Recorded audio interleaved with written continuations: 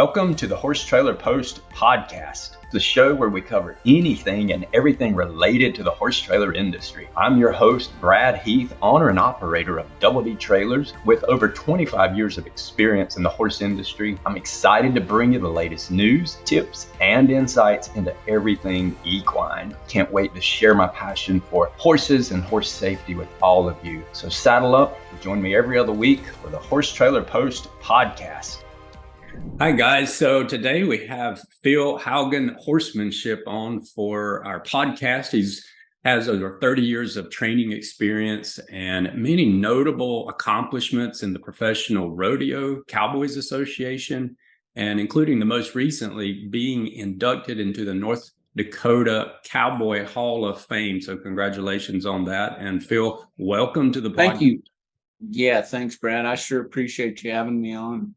So can you share a little for our audience, a little more about your competitive background and really how you got into horse training? 30 years is a long time. Yeah. So, back when I was a kid, we lived in a kind of just a little rural area in northwest North Dakota. That's where I was born and raised. Okay. And just lived on a small acreage. But I was very fortunate. I grew up in an area where there were a whole bunch of people my age, and we all just rode. Back in those days, there wasn't as many activities. There wasn't electronics. There wasn't as many things to put your time into, so we all rode and went to school and played sports. That's all we did. And so it was just I was so fortunate that I grew up in that environment because, it kept me out of trouble, and I did a lot with horses at a very young age. And then it just, grew from there, and so, and so then we started competing in small events there at our local fairgrounds, and then it led into high school rodeo and then college rodeo and then the professional level. And I was real fortunate in that too, in that in the area I was from, there were guys that came before me that did really, really well. And they made the rest of us believe we could do it, and so it's kind of like that old saying, iron sharpens iron. It just depends on who you surround yourself with as far as realizing what you can actually do or what anybody can actually do. So it's no different in any business. You know what I mean? It's the same. Doesn't matter if you're building trailers or training horses. There's good wisdom in some of what you said there. Let's see, a question that comes to mind. So how did you develop your philosophy on training through understanding in horsemanship? Yeah, so I've been doing this for a little over 40 years. I started training horses for the public when I was 16. Wow. And that's when my career started. But at that time, it was just a summertime job. I didn't know anything about horses really, other than I could ride. I could get on and I could ride. And really it's kind of, when they say ignorance is bliss, where you just start something and you really don't know anything about it, but you figure it out as you go. I really and truly, I think that's a great quality to have. Just get started, get moving, get to doing something, and you'll figure it out as you go. And that's kind of how my horsemanship journey has been. I've said it a million times, and you'll 100% understand this. Those people that I rode for that first decade, I should go find them all and give them their money back because I rode their horses, but I don't know that I taught them much. You know what I mean? Because I didn't know much. Right.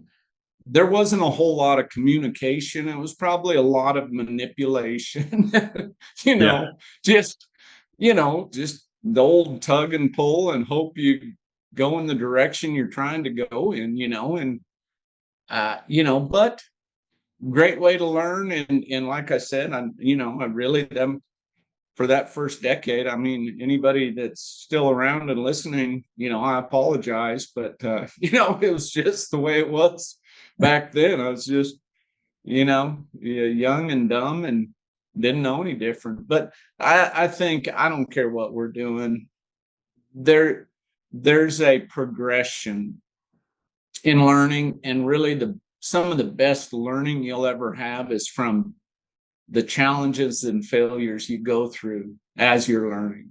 That's right. That, to me, those are our best experiences, because I tell everybody all the time at my clinics, I've just learned a whole lot of things that don't work.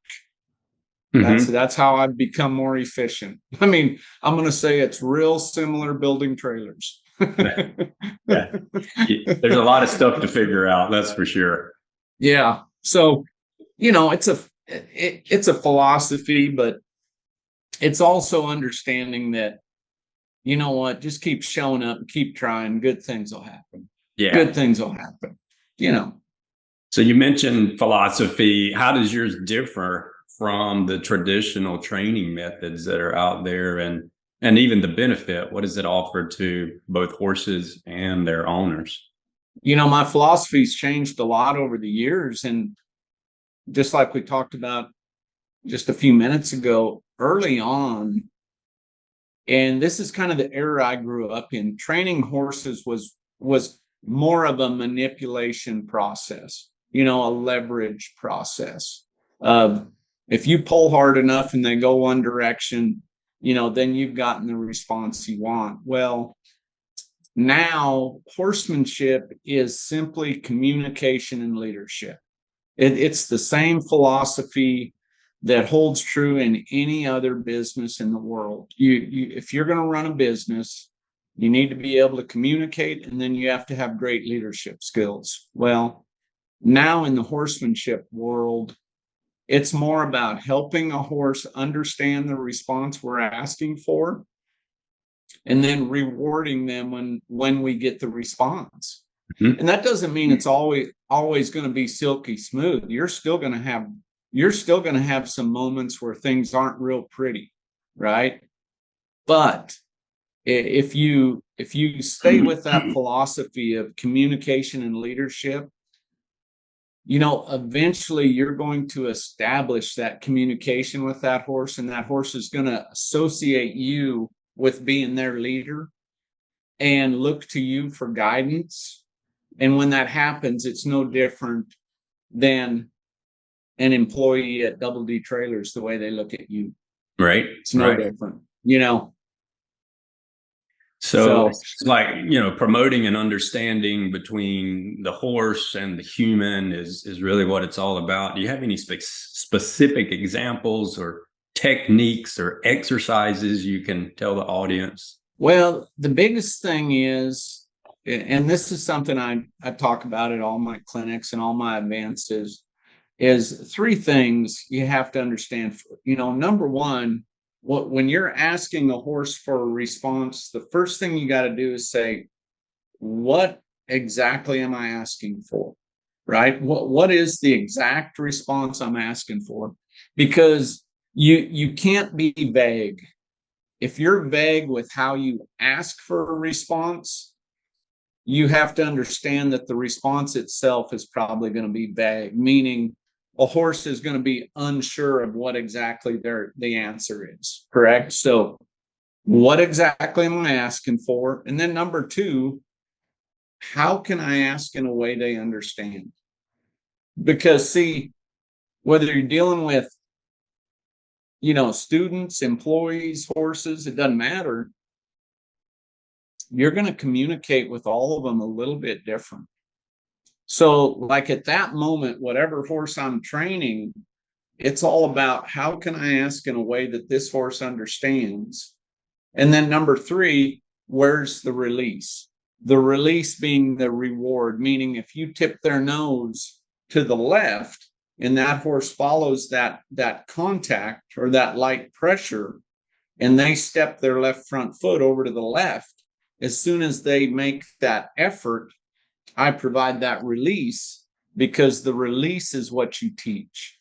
The only way a horse understands that they found the answer is through the release. Does that make sense? It does. It does. So it sounds like, just having a strong foundation of trust and communication through that training process is key to it. Do you have some practical ways that, an average horse owner can achieve this? Someone who may be green with horses? Well, yeah, I mean, what I tell everybody in those situations is,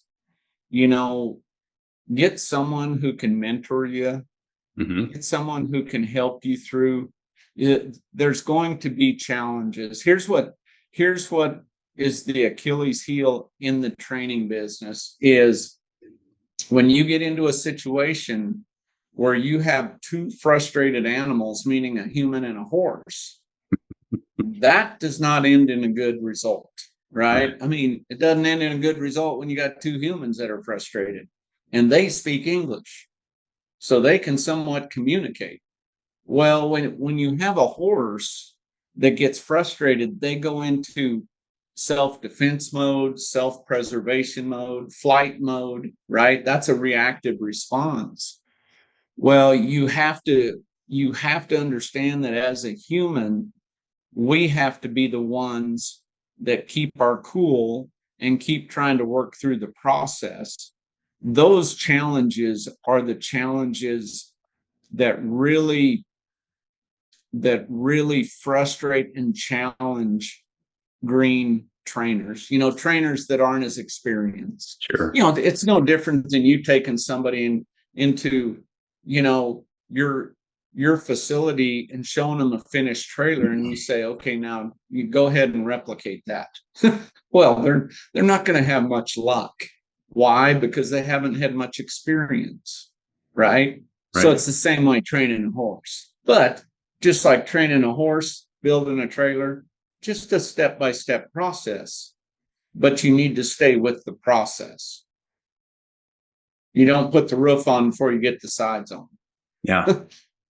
That makes sense. Or maybe you do. I don't know. I'm not a trailer builder, obviously, but yes, I probably wouldn't. Some of your advice could probably be applied to how to teach my kids to listen better. So maybe I'll have to read some of your courses. Well, Let's see if it works. I say this all the time about horses, Brad. They've taught me way more than I taught them. And, when you're dealing, when your business is to try to progress an animal in their training that's 5 or 6 times bigger than you and does not speak English, right, you will become a better communicator or you will go find a different job. Right. That's it. Yeah. So in your business, you are a horsemanship expert, got a lot of experience, and you have clinics and coaching courses. How would all these different forms of learning experiences, how can they benefit horse owners and their horses? It gives them a system to follow. The biggest downfall in our industry with trainers, and everybody that handles a horse is a trainer, right? You're either going this way or this way in the training business. I mean, we're either progressing or we're headed the wrong direction. Well, it's just like goal setting. Goals are super important. When you have a goal right here, you got to have goals. But then we know we're right here, right? But there's got to be a roadmap or a system that takes us to the goal. The system is what's important. Right. The goal itself's great. Goals are great. But goals are just a wish if you don't have a plan or a system. So when you have, whether it's me, and I don't even call myself an expert in horsemanship. I am an aspiring horseman, and I'm trying, just like I just got done working a set of horses this morning. Every day I'm just trying to get better. Yeah. That's what everybody in this industry is doing. But the way you get better is to have a detailed and specific plan that you follow, because if you don't, you won't be consistent. And if you're not consistent, you won't produce a similar product. Here again, it parallels what you're doing so much. Great advice. All right, last question that comes to mind. So can you share one of your favorite success stories or a memorable experience in your training program? Maybe you made a significant impact on a horse's behavior or a relationship between a horse and its owner, anything, just kind of something specific folks can relate to. Oh man, there's so many different situations that have been extremely rewarding. And the reason they're rewarding is because they were preceded by some tremendous challenges. There have been, one of my favorites is a horse that was actually given to me as a yearling, and he was a horse that I trained and then later went on to another competitor, and he ended up at the national finals, and everybody knows who Joe Beaver is. Last year that Joe Beaver went to the finals in the calf roping, he rode that horse with my brand on his hip all 10 rounds. And that was that horse taught me a lot. His name was Murphy. And I tell you what, that horse didn't do anything to really knock your eyeballs out as far as being great, but he never did anything to hurt you. And I learned a lot from that horse in that he taught me, just do your job. Just do your job, show up, do your job every day, and the success will come. And that everybody that rode that horse had a lot of success on him. Yeah. And that, and it was part of that made it real rewarding. I've been really, really fortunate to ride some great horses, great customers. I've had really, really good customers over the years, and they bred and raised a lot of great horses. But that horse was not anything special genetically. There wasn't really anything you'd recognize on his papers, but he was a winner. But he was a blue collar worker. He was a plain sorrel, and he just showed up and did his job every day. And boy, that horse, at that point in my career, that horse was such a blessing, because he taught me a lot about, it's not about the flash. It's a marathon, not a sprint. Keep showing up, do your job. The success will come. Yeah. Great horse. Great story, Phil. It's been a pleasure meeting you online, and I want to thank you for taking your time. Anything in closing you'd like to just throw out to the audience? Are you good? I tell you what, a couple little things, for everybody out there, just, we live in a world now where there's so many resources. Doesn't matter if you're talking about horsemanship, looking at ordering a trailer, whatever it is, there's so many resources out there. Use your resources. There's two things that everybody that's successful that you follow in the personal development space, two things they all have in common. They all have mentors, and they all have accountability partners. Mm-hmm. So, I would tell everybody, use those. I don't care what you're doing. I don't care if you're working on, like I said, training horses, building trailers. If you're in a sport, if you're starting a new business, use it. Because we need everybody to be successful. That's why we live in the greatest country in the world. Yeah. Good stuff. No matter what we're doing. Thank you, sir, for being a guest on our podcast. And I encourage our listeners to take a look at Phil's website. That's philhaugenhorsemanship.com. And for those of you who are wondering about that last name, it's Haugen, philhaugenhorsemanship.com. There you go.